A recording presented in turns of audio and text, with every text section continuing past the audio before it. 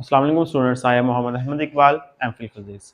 हम पढ़ रहे हैं chapter number 9 transfer of heat. आज हम डिस्कस करने वाले हैं इसके मजीद फर्दर क्वेश्चंस को। क्वेश्चन नंबर 9.8 है, suggest a simple activity to show the convection of heat in gases not given in book। यानी कि हमें एक ऐसी एक्टिविटी बतानी है, सजेस्ट करनी है जिसमें वो क्या हो कि हम कन्वेक्शन ऑफ हीट हो जो कि बुक में ना दी गई हो।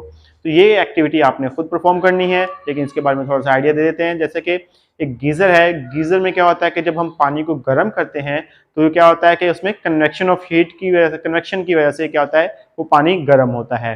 क्योंकि उस पानी गर्म हो रहा था कन्वेक्शन की वजह से, यानी कि वार्म मॉलिक्यूल जो होते हैं वो ऊपर की तरफ चले जाते हैं सरफेस की तरफ टैंकी पर, और जो गर्म कोल्ड होते हैं वो नीचे की तरफ आ रहे होते हैं। इस तरह ये कन्वेक्शन ऑफ हीट की वजह से ये हो रहा होता है। तो गीजर इन और houses work on convection, warm water in boilers is heated by the process of convection. यानी कि जो वाटर है बॉयलर में वो कैसे हीट होता है, कन्वेक्शन की वजह से, and reaches upper part of tank, और ये टैंक के ऊपर वाले हिस्से में चले जाते हैं। उससे फिर क्या होता है कि ये स्टीम बन जाते हैं। तो इस तरह ये कन्वेक्शन ऑफ हीट इसमें हो रहा होता है। तो ये एक एक्टिविटी है जो स्ट्रेस करती है। इसके अलावा क्या होता है कि आप देख लें कि land breeze and sea breeze भी, ये भी एक एक्टिविटी को इसको आप परफॉर्म कर सकते हैं, देख सकते हैं अपने घरों में। या फिर आप कैसे कर सकते हैं, हीटर्स के जरिए या गैस हीटर्स के जरिए या फिर इलेक्ट्रिक हीटर्स की मदद से आप ऐसा परफॉर्म कर सकते हैं। सर्दियों में हम करते हैं ऐसा। तो अगला क्वेश्चन है हमारे पास 9.9 है, how does heat reaches us from sun. तो जो सन से सूरज की रोशनी है जो हमारे पास, वहां से हीट हम तक कैसे पहुंचती है। हम देखते हैं कि heat from sun neither reaches us by conduction nor by convection. ना तो हीट हमारे पास सूरज से कंडक्शन की मदद से पहुंचती है, ना ही कन्वेक्शन की मदद से पहुंचती है। क्यों? इसकी रीजन ये है कि कंडक्शन को भी मीडियम की जरूरत होती है हीट के लिए, जैसे कि मॉलिक्यूल्स फ्री इलेक्ट्रॉन्स होते हैं और जो आपस मॉलिक्यूल जो होते हैं वो ज्यादा करीब होते हैं। जबकि कन्वेक्शन में होता है कि मॉलिक्यूल दूर होते हैं, जैसे गैसेज या फ्लूइड्स में होते हैं, हमारे पास लिक्विड्स में आ जाते हैं। तो इसमें होती है कंडक्शन के लिए भी। लेकिन जबकि सूरज की रोशनी जो हम तक पहुंचती है, हीट पहुंचती है, वो दरमियान में एक एम्प्टी स्पेस है, वो हम तक नहीं पहुंचती है। वो एक तीसरा सोर्स है जिसे हम क्या कहते हैं, रेडिएशन कहते हैं। तो कह देंगे कि because between the sun and earth is empty, the space between the sun and the earth is empty. हमारे पास जो स्पेस है इसके इनके दरमियान में खाली है। तो the heat reaches us bye radiation. तो हीट जो हमारे तक पहुंचती है वो कैसे पहुंचती है, रेडिएशंस की मदद से पहुंचती है। नेक्स्ट क्वेश्चन है 9.10 है हमारे पास कि how various surfaces can be compared by a Leslie cube. आप मुख्तलिफ सर्फेसिस को कैसे कंपेयर कर सकते हैं लेज़ली क्यूब की मदद से। हमने पढ़ा है कि जो हीट की ट्रांसफर ऑफ हीट है जो रेडिएशन की मदद से है, वो सर्फेसिस के ऊपर डिपेंड करती है। कैसे? एक शाइनी सर्फेस होगी, एक डल सर्फेस होगी, इसके अलावा व्हाइट सर्फेस है या फिर कलर सर्फेस है, तो इसके ऊपर डिपेंड कर रही होती हैं कैसे ये कैसे कैसे होता है। तो इन सर्फेसिस को क्या कहते हैं, हम लेज़ली क्यूब कहते हैं कि फोर सर्फेसिस जो होती है हमारे पास, एक लेज़ली क्यूब आ गई है हमारे पास है। तो we know that the transfer of heat by radiation is affected by the surface of emitting और एब्जॉर्बिंग हीट। यानी कि कैसे होता है, सर्फेस ऑफ इमिटिंग हीट के ऊपर डिपेंड करती है रेडिएशंस।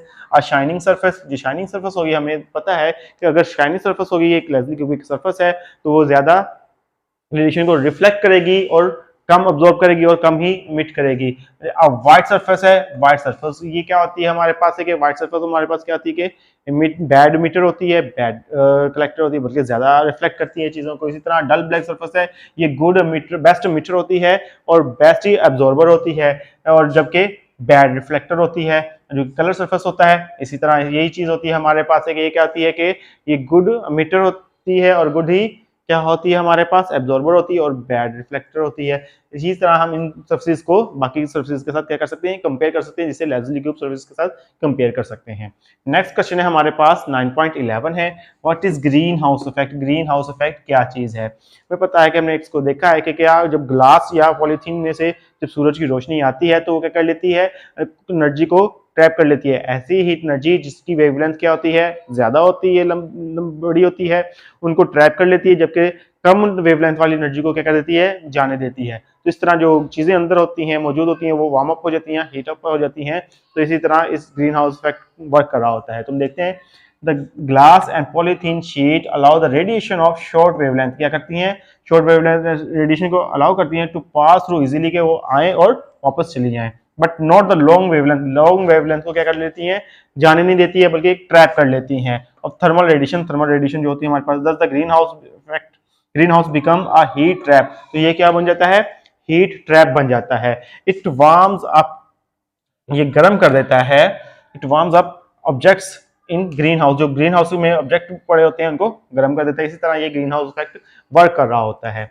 नेक्स्ट है हमारे पास 9.12 है question number, explain the impact of green house effect in global warming. जो ग्लोबल वार्मिंग है इस पे जो ग्रीन हाउस इफेक्ट का, इसको हमने क्या करना है, डिस्कस करना है। हमें मालूम है कि कार्बन डाइऑक्साइड और जो वाटर वेपर्स है हमारे एटमॉस्फेयर में मौजूद हैं। इसी तरह कार्बन डाइऑक्साइड की जो तादाद है वो रोज बरोज बढ़ रही है, फैक्ट्रीज के धुएं की वजह से, गाड़ियों की व्हीकल के धुएं की वजह से और मुख्तलिफ वर्किंग की वजह से, बर्निंग की वजह से वो कार्बन डाइऑक्साइड की हमारे एटमॉस्फेयर में तादाद बढ़ रही है। इसी तरह वाटर वेपर्स भी हमारे एटमॉस्फेयर में मौजूद हैं।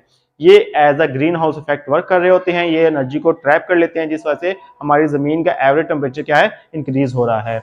अर्थ atmosphere contains carbon dioxide and the water vapours, it causes greenhouse effect and thus increasing the average temperature. ये क्या करता है, एवरेज टेम्परेचर को, जमीन के एवरेज टेम्परेचर को क्या कर लेता है, इंक्रीज कर देता है, जिस वजह से ग्लोबल वार्मिंग हो रही है। हम इसे कहेंगे ये ग्लोबल वार्मिंग का काज बनते हैं। आई होप स्टूडेंट्स आपको आज का लेक्चर समझ आया होगा। आज के लिए इतना काफी है। अल्लाह हाफिज।